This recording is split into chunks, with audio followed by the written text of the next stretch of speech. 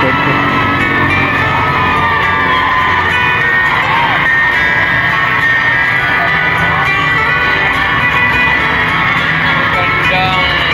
hapon po sa inyong lahat.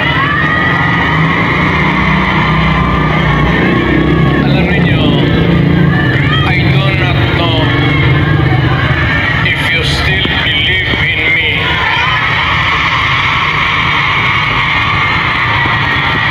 Pero nakatingin ako sa inyo.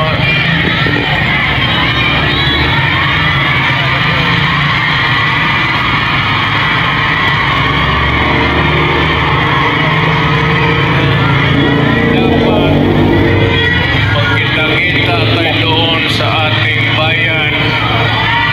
Kaya lang sa sitwasyon natin ngayon, kailangan talaga pumunta tayo sa ibang bayan maghanap buhay.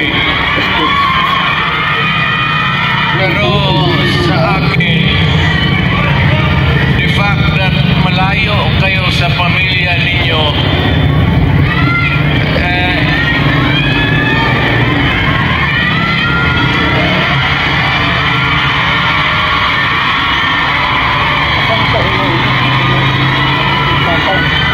dama ko yung lungkot at alam ko yan. Kasi ganoon rin ako noon.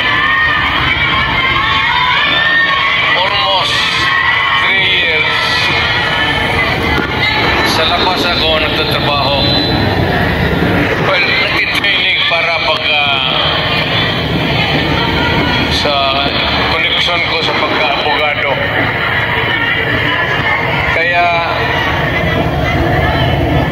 OFW, yan ang pinakamasarap. Magkikinig ako, OFW, mabuhay kayong lahat.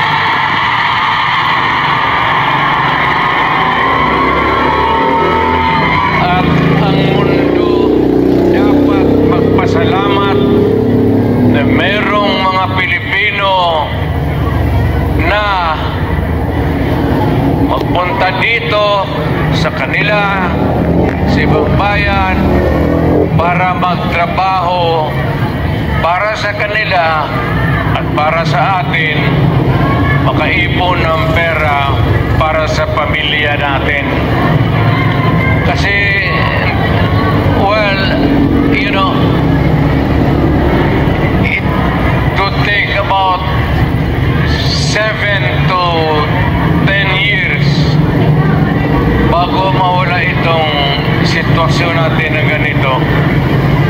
But in the meantime, that we are not really ready economically to provide opportunities na trabaho para sa lahat, then I said, pipilitan tayo dito maghanap ng trabaho para sa ating mga pamilya. Kaya ako ngayon dito, this is not the first time that I have kaharap ko kayo. Tanggapin na lang natin kung ano ang nasa palad natin at magdasal tayo na yung pagod ninyo ngayon dito ang makinabang ang mga pamilya ninyo at ang mga anak ninyo.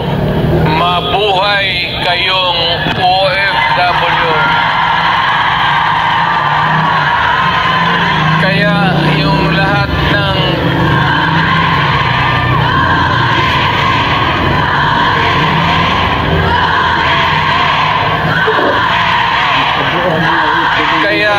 kayong lahat ng mga dalaga pa,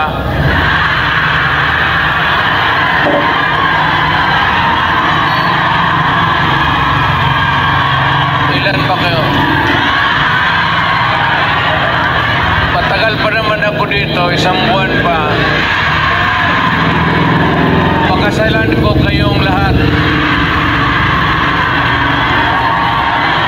para lumigaya kayo at magkaroon ako ng maraming pera.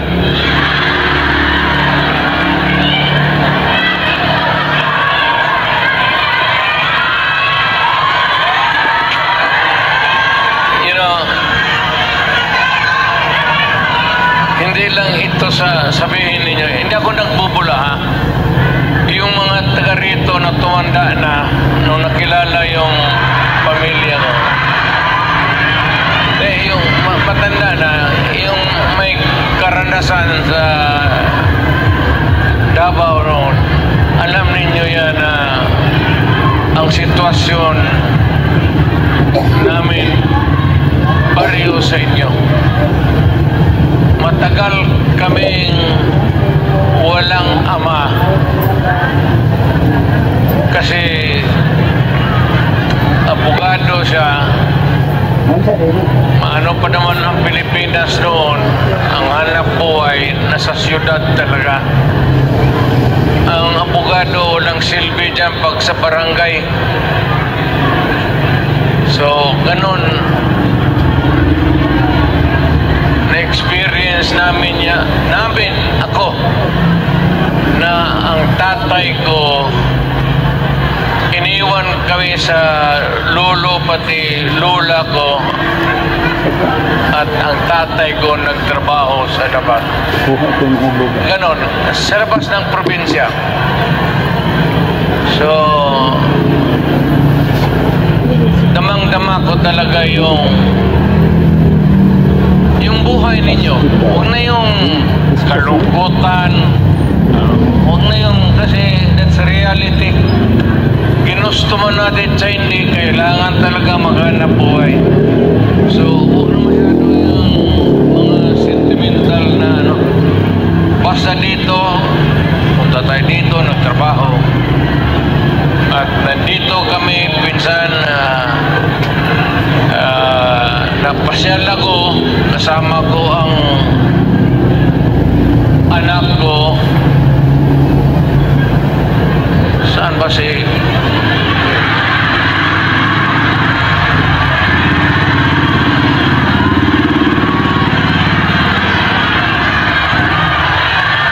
may anak ba ako dito sa labas?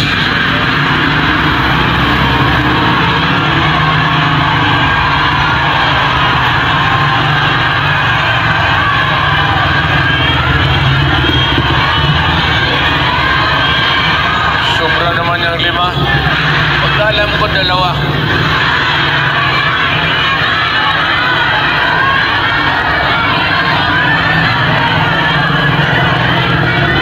Saan pa pamilya ko?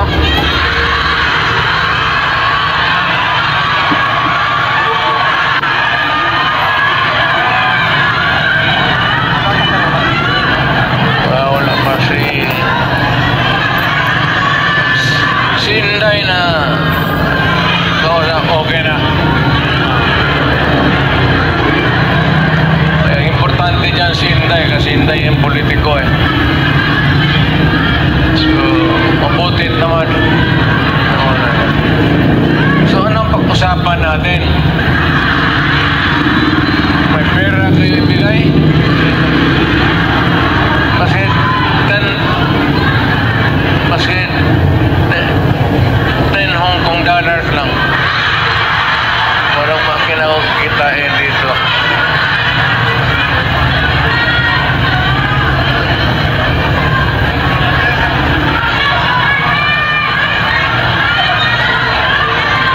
Sunod punta ko dito,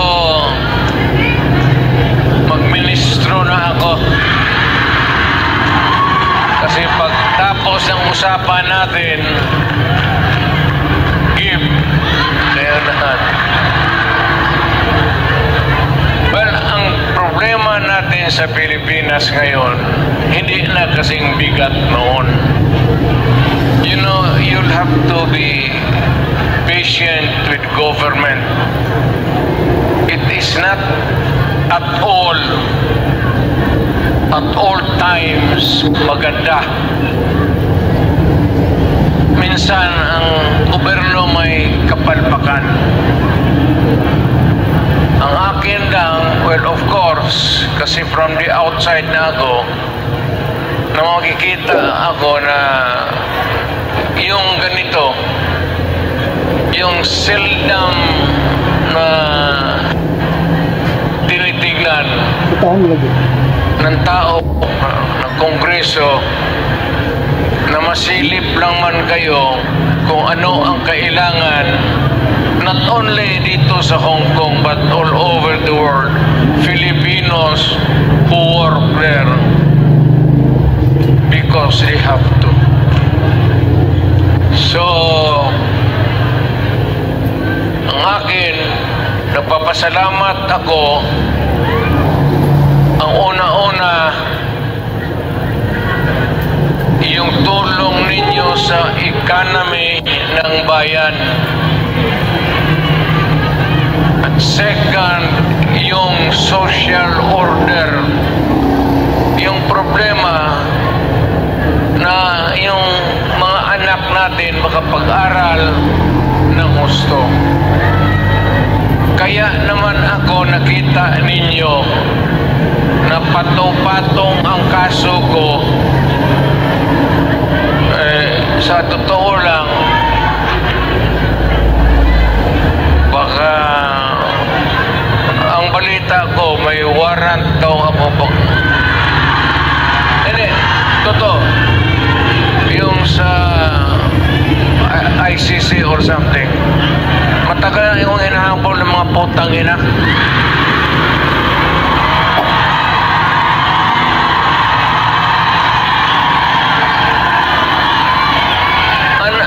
Ano man ang kasalanan ko na ginawa ko man ang lahat sa panahon ko para may konting katahimikan at mapayapa ang buhay ng Pilipino. Ang problema nito, ewan ko kung ang tingin ng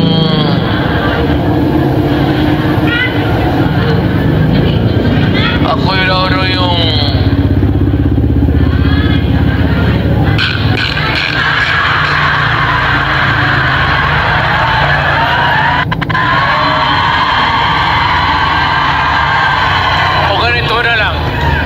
ganito na lang.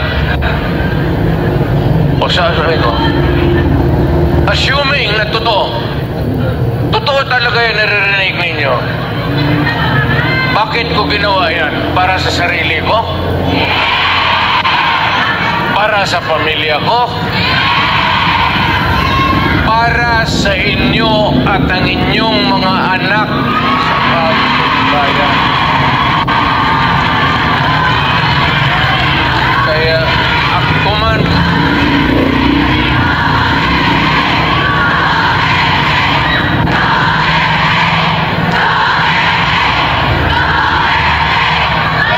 ang higain ko na lang sa inyo, total kung ganito man talaga ang swerte ko sa buhay, okay lang, tatanggapin ko yan. Wala tayong magawa ulihin tayo kung ikulong tayo. Kaya lang, in the meantime, mag-contribute kayo, mas kayo $5, para paglabas ko sa presuhan, pagawaan ninyo akong monumento katabi ni Rizal. Si Rizal may hawak na libro akin.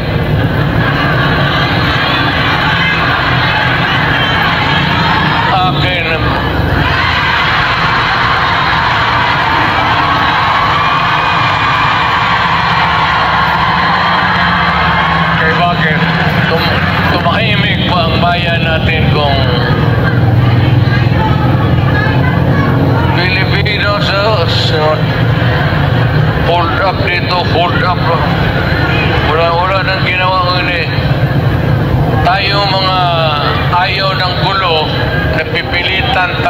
confront evil because nandyan sa harap natin. Sino ba naman gustong pumatay? Putang inang yan.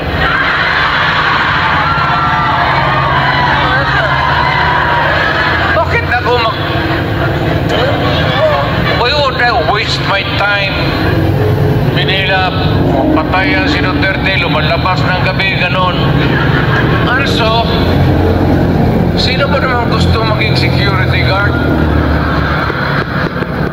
Na ang kinuha ko law. But, siguro sa trabaho,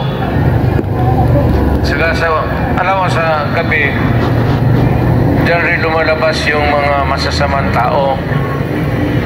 At dyan rin lumalabas yung nakakatakot na magandang babae sa buong bayan.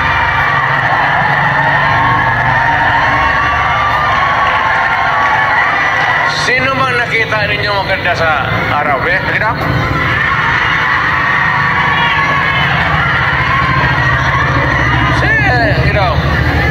Sa araw. Yung nagtatrabaho, patay ng basket, na mamalengke. Pero pagkagabi, makita mo, lumalabas mga anghel. Gising na. Ang mga demonyong putang inatulog na.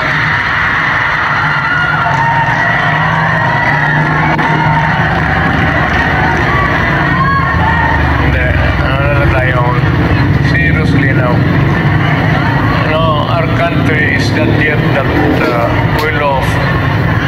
I'm very sorry na nakikita tayo dito at kayong napunta dito sa loob, kasi sa labas mga Pilipino rin naghihintay doon. So, sino may-ari itong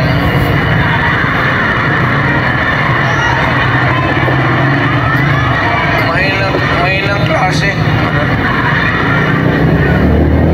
Siguro contribute lang tayo. Gawa natin third floor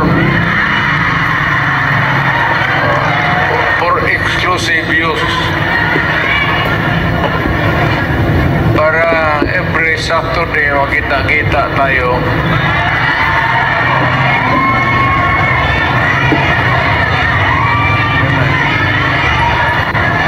Maraming mag-uwi dyan, buntis na. Yung mga dalaga,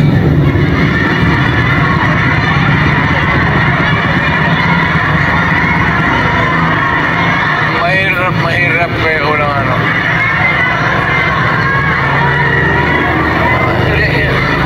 hindi ako mag-survive ng buhay na walang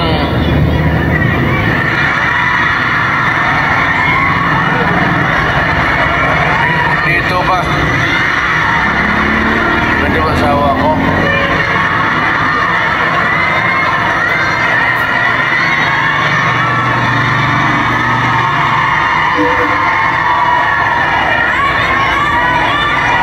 Well, you know, ganito yan. We were not really ordered, but maybe it was a form of an order. But dumating sa atin ay request from the Hong Kong authorities that we avoid talking about politics. Ako wala naman akong no plans to talk about politics. It's too early. I will talk about it sa Pilipinas. Doon na lang kayo makinig. I'm not trying to na kayo you vote for I leave it up to you to decide for your own kung ano talaga ang mabuti para sa bayan. Pero kung ano kayo, if you have to listen to some advice, maybe you can consider the advice. No, former president. An advice that is only good for the country. I am not talking about any candidate, but the interest of the Philippines. So, but meron akong mga kaibigan na nandito. Grupo kami dumating. I happen to promise my... Sa ano nga yung... Wala pa ang asawa ko.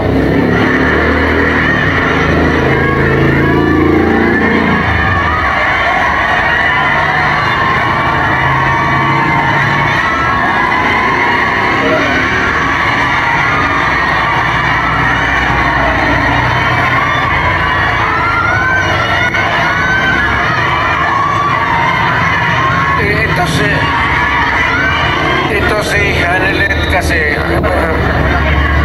ang asawa ko overseas worker rin. Yung asawa ko ngayon, yung una kong asawa, huwag na yun. Nanay ni Inda yun, medyo problema tayo. Alam mo yung nanay ba ni Inday? Bisayan. Tapos nakita ko yan sa aeroplano, stewardess eh. So, hinanap ko kung saan yung bahay.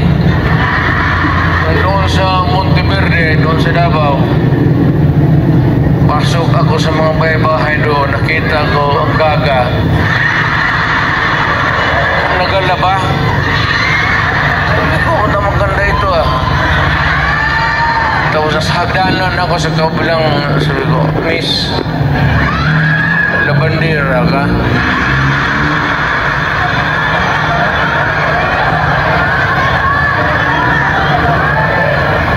Ewan ko kung sinong taga-Davao dito.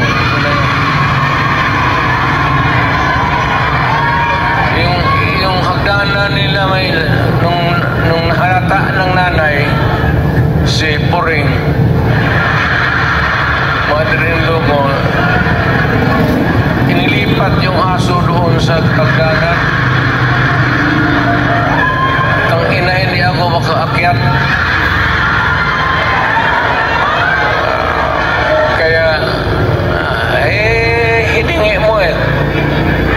Ano na yan yung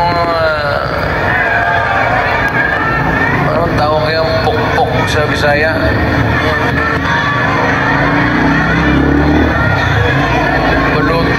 Balutin mo ng karne, tapon mo doon. Dalawang araw, ang aso nila dalawang araw na ako na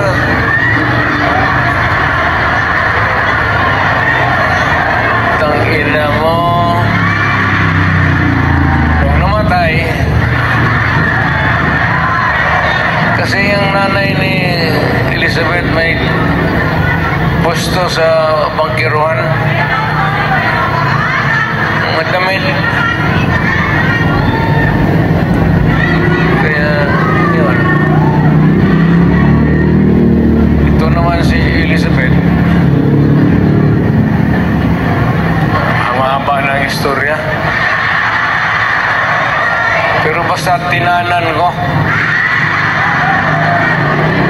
dinala ko sa Digos kasi nung high school ako, nag-abot ako ng Digos.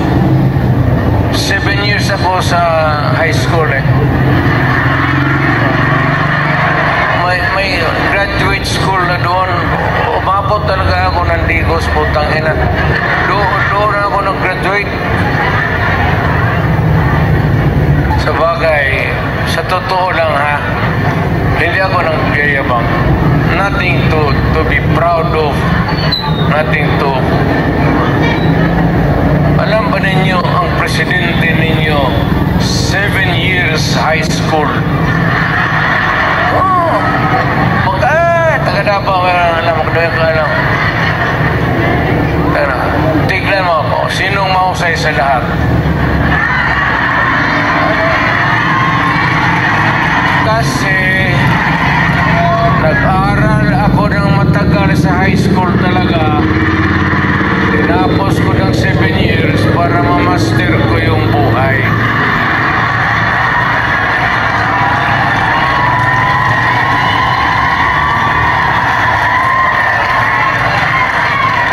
Ngayon,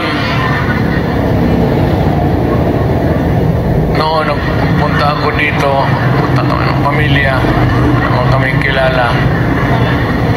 Ngayon, magpasok ako sa harap ninyo, mayabang na. Mga kababayan, ano bang sunod na ang gagawin natin? Ano ba itong Pilipinas? Maligaya kayo o hindi? Maligaya pala kayo. Sa bahay, hindi na. Yung hinday na. Yun ang maldita. So, di ba sinabi ko sa inyo, sino yung mga matatanda dito, nana? Di ba sinabi ko sa inyo, maliit pa yan si Inday? Sinabi ko na sa inyo, maldita yan, pantay kayo.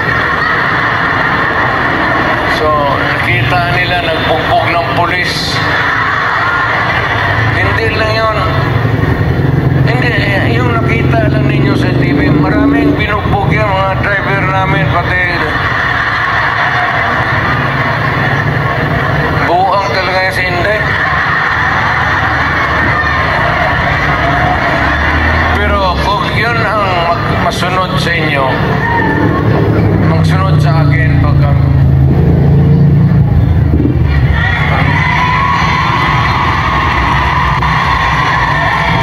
maswerte kayo kung yan ang magsunod sa akin. Kasi malapit na tayo talaga sa gira. Pumili kayo ng kalaban.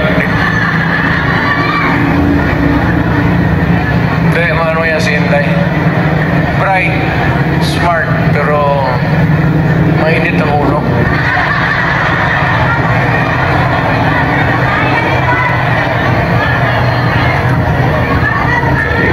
Hindi na ako magtagal kasi ang pinunta namin dito magpakilala naman. Sabihin ko lang yung mga pangalan, tandaan lang ninyo.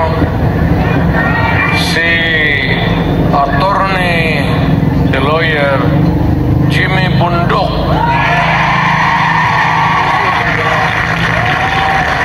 Ayan, nandito pala eh. Then we have General Philippine Constabulary ito, PVC, General Ronald Bato de la Rosa. Hinuli ng pulis. Pulis yun nila. Tapos ang sunod, patron ito. Patron ito. Yung iba may mga medalya pa. Si Christopher. Saint Christopher. Senador para.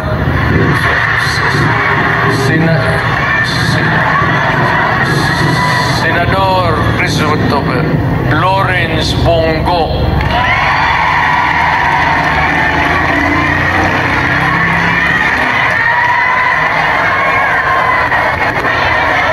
Ito yung si Bongo noon po, the longest time nakikita ninyo mayor ako. Ito yung aide ko.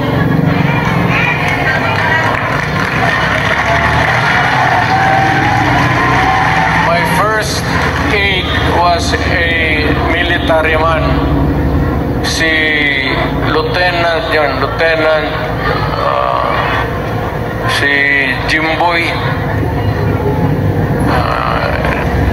barkada niya namatay.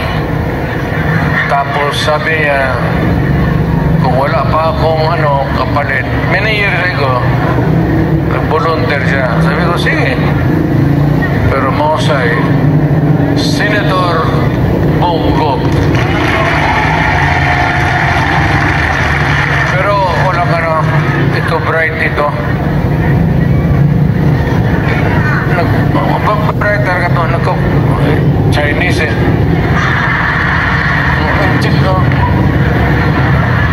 Magkwenta ito sa yung mga finances namin gano'n. Hindi na magamit ng calculator. Dito lang. Puntang ako nga 1 plus 1 3 na.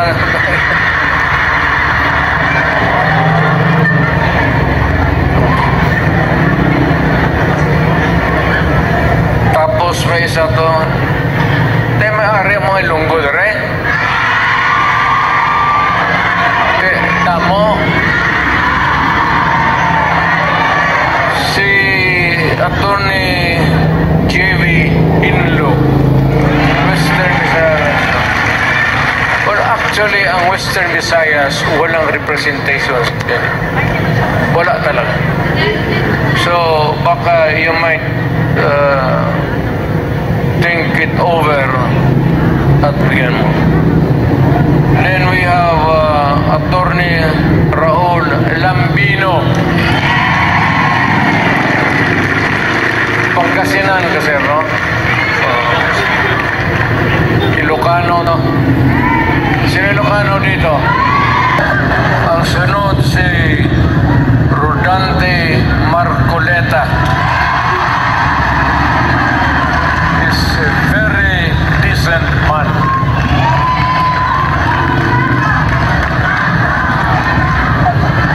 Sinong iglesia dito?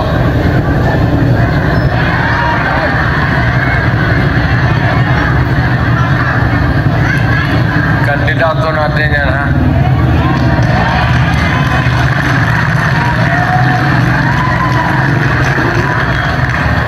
Baka naglakad dito kasi hanggang ngayon wala pa. Kasi yung karap ninyo palagi, Pastor Apollo Kibulos.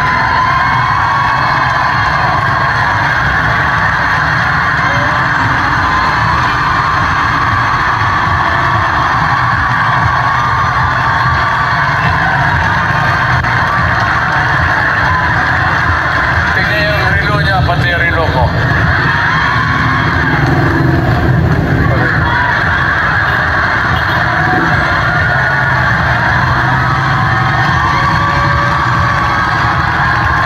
Si pastor, pag humawak siya sa dibdib niya, kaharap kayo, yung pag-ibig niya yan para sa lahat. Ang sunod si Attorney Vic Rodriguez. Ito, mahusay ito. Mahusay talaga ito. Galing ito ng Malacanang. Sana ito maging chief of staff, pero ayawan ko. I will not elaborate. Ayaw kong magsira ng tao. Pero ito, umalis ng Malacanang because it was a matter of principle for him.